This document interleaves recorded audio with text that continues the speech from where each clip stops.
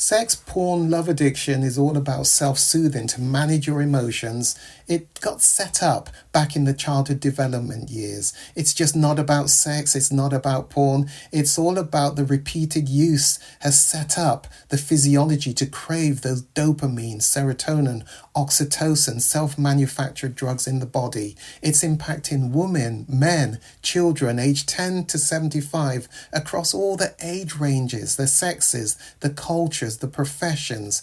It increased exponentially during COVID lockdown and impacting so many lives. The Kairos Center has created the first online comprehensive sex, porn, love addiction. It's a video on demand recovery program which you can access from anywhere in the world and begin to see identifiable changes just within 6 weeks of beginning this weekly program. Kairos means your appointed time. Isn't it your time to reclaim your life? Bring color back to life without shame. Click the link below and begin your journey. You owe it to yourself and to others.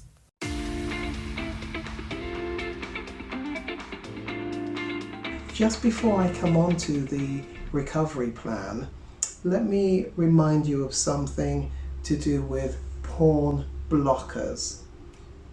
Porn blockers are programs that I'm going to want you to put in place on your various gadgets. The gadgets that belong to you and the gadgets that you have access to, but of course there might be a problem in being able to put a blocker on them, particularly if they belong to somebody else. Porn blockers are not really blockers as such. The way I view a porn blocker is, at best, it is a delay. It buys you time. And if it can buy you time and get you through another day, then that's another day of sobriety achieved. So what are the porn blockers? Well, an example of a porn blocker is Covenant Eyes. Have a look at, clearly it's the internet. Some of you may not have easy recourse to the internet and you may have to do it with a partner. But Covenant Eyes is one. Nanny is another one. Also, XXX Church. That's an interesting contradiction, isn't it? 3 X's and the word church. And also another one called X-Watch. There's a free one on the internet called K9. But I always say, well, you get what you pay for. And I guess it might work for some. It certainly doesn't involve a monthly subscription. And I realize when finances are limited, that just might be what some people have to use. It may have restrictions in not being able to be used on a mobile phone. You want the porn blockers to be put in place immediately, certainly before you go on to the next of the program sessions. You'd want that put in place. Alongside the porn blocker, you will need to identify somebody called an accountability partner. An accountability partner is somebody to whom the emails can be sent on a monthly basis often, but you'll have to read and investigate from the website which of the different programs, what they do, what they will send. But a number of the programs will send an email to an identified person whose email you will have provided, an accountability partner, and they will see the type of browsing searches that you have been doing. You've got to give them permission to talk into your situation, into your life, and you are accountable to them to answer any questions that they may have about the searches that is showing up, inappropriate searches.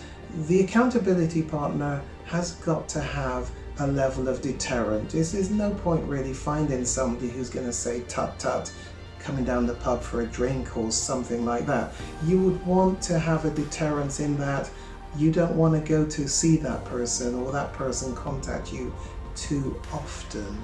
You want them to act as a deterrent, and that's the reason that they are going to be there as the accountability partner. Okay, let's move on to that couple recovery plan. I've got the plan in front of me. I'm going to take you through each of the clauses to that recovery plan. Remember, it's a couple recovery plan, and what that means is there is a counterpart version for the female partner, and I would always love the opportunity to take the female partner through the version that is there for them, the counterpart of their aspect of the recovery plan. It is something that is explaining to them what their role is. In fact, when I talk about what their role is, what I'm actually saying is much more about what their role is not. In other words, it's helping them to perhaps change patterns of trying to help you that may actually not work, may actually be hindering your recovery. I know, for example, giving the Wi-Fi pass to a female partner seems like a really good idea. That is something I always try and deter individuals from doing, even though it seems like a good idea. But I recognize a female partner may desire that, may feel that she has more control where she has the PIN and certain other passes, and I don't want to dismantle that. If that is something that she would like to have, then that's a practice the couple must agree upon. But essentially, for her to have the pass means she becomes the gatekeeper to access to the Wi-Fi in the home. It doesn't really work, because if you are determined to view images, you're going to find a way to do it, and it really isn't going to be restricted, particularly for very long, by the fact that your female partner has the pass. So I would hope that she would have contact with me so I can take her, if only for this one session, so I can take her through her version, her counterpart of this recovery plan.